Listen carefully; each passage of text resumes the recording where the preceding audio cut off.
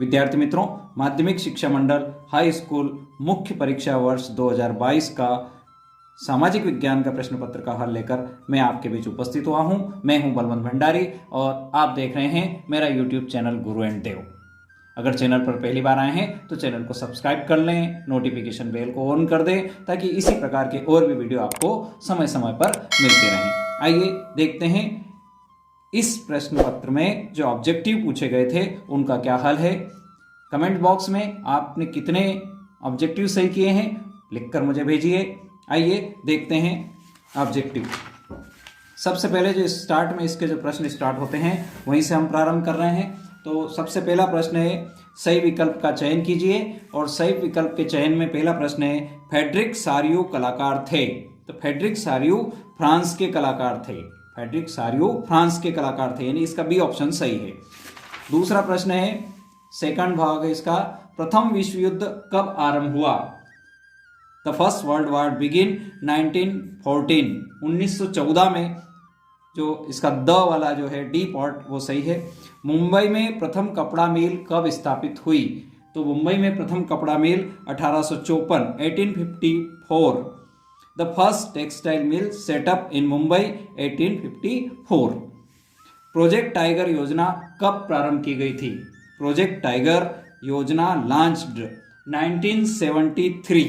ये इसका सही जवाब है 1973, 1973, यानी स वाला जो पोर्शन है इसका वो सही है। अगले प्रश्न की ओर चलते हैं।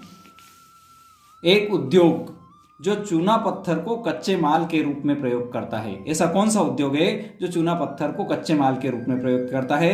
यानी an industry which use limestone as a raw material. तो इसका सही जवाब है स वाला, सीमेंट। यानी सीमेंट उद्योग जो है वो इस पत्थर को कच्चे माल के रूप में यूज करता है। बहुजन समाज पार्टी के संस्थापक, तो इसका अ ऑप्शन है Kashiram. The founder of the Bahujan Samaj party was Kashiram. अब आते हैं हम रिक्त स्थानों की ओर। Fill in the blanks. फ्रांसीसी कलाकार फ्रेडरिक सारियू ने चित्रों की एक श्रृंखला बनाई। तो इसका सही जवाब है 4 चित्रों की एक श्रृंखला बनाई। इसका सही जवाब है 4।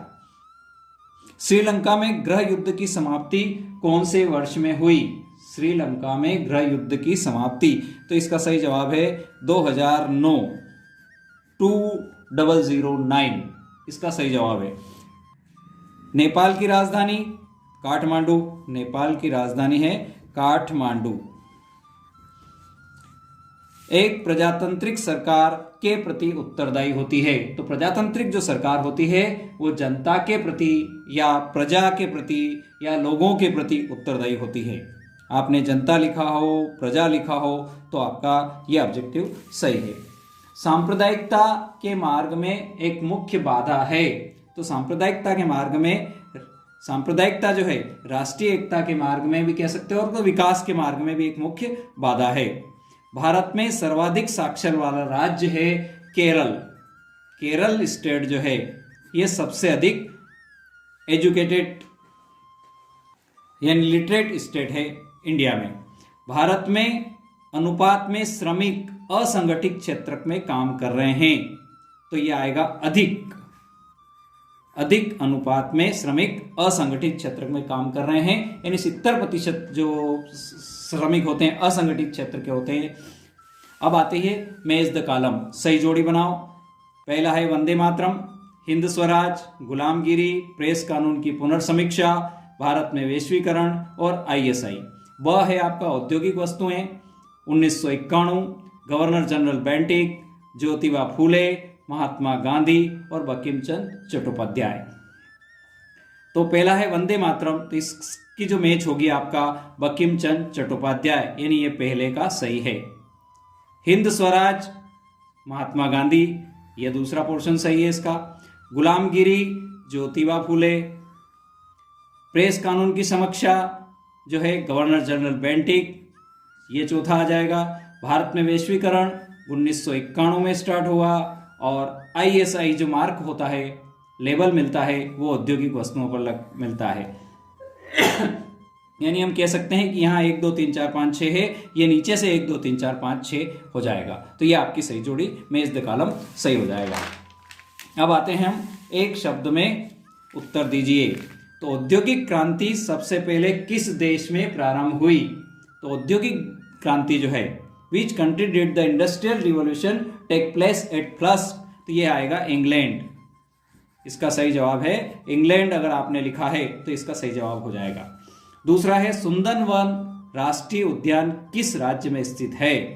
यानी in which state Sundarban national park is situated? तो इसका सही जवाब है वेस्ट बंगाल, यानी पश्चिम बंगाल। पश्चिम बंगाल अगर आपने लिखा है तो यह ऑब्जेक्टिव आपका सही हो जाएगा। बांधों को आधुनिक भारत के मंदिर किसने कहा था? बांध यानी dam. Who said the dams are the temples of modern India? तो ये पंडित जवाहरलाल नेहरू ने ये कहा था कि बांध जो हैं आधुनिक भारत के मंदिर है। पंडित जवाहरलाल नेहरू, पंडित जवाहरलाल नेहरू इसका सही जवाब है। भारत की 2 खाद्यान्न फसलों के नाम लिखिए। खाद्यान्न फसलों में प्रमुख फसलों की हम बात कर ले भारत के, तो चावल है, गेहूं है, चावल, गेहूं, जौ, मक्का, बाजरा, ज्वार। इनमें से आपने कोई से भी 2 लिख दिया तो आपका सही जवाब यहां पर हो जाएगा। प्रतिरक्षा तथा विदेशी मामले कौन सी सूची में सम्मिलित हैं? यानी in which list defence of the country and foreign affairs are included? तो ये आएगा संघ सूची। इसका सही जवाब है संघ सूची जो है उसमें ये सम्मिलित है, यूनियन लिस्ट इसका सही जवाब है। सामाजिक विभाजनों का प्रमुख आधार क्या है? तो वर्ग विभाजन जो है वो सामाजिक विभाजनों का प्रमुख आधार है। विभिन्नता भी कह सकते हैं हम, ऊंच नीच, ये विभाजनों का प्रमुख आधार है। भारत में केंद्रीय सरकार की तरफ से करेंसी नोट कौन जारी करता है? Who issue currency notes on behalf of central government in India? तो इसका सही जवाब है RBI, reserve bank of India, भारतीय रिजर्व बैंक इसका सही जवाब हो जाएगा।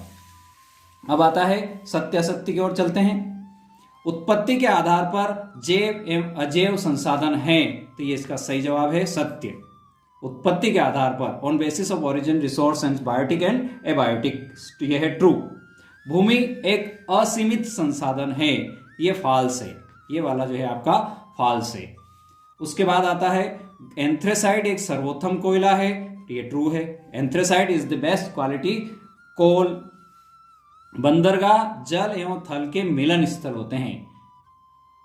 बंदरगाह जो होते हैं वो जल और थल के मिलन स्थल होते हैं, ये भी सही है, true. Seaport are the places the link the land with water, यानी पानी और जमीन के बीच लिंक बनाने वाला काम कौन करते हैं? बंदरगाह करते हैं। यूरोपीय संघ का मुख्यालय ब्रुसेल्स है, ये भी सत्य है, क्योंकि ब्रुसेल्स है यूरोपीय संघ का मुख्यालय है और ये बेल्जियम की राजधानी है ब्रुसेल्स।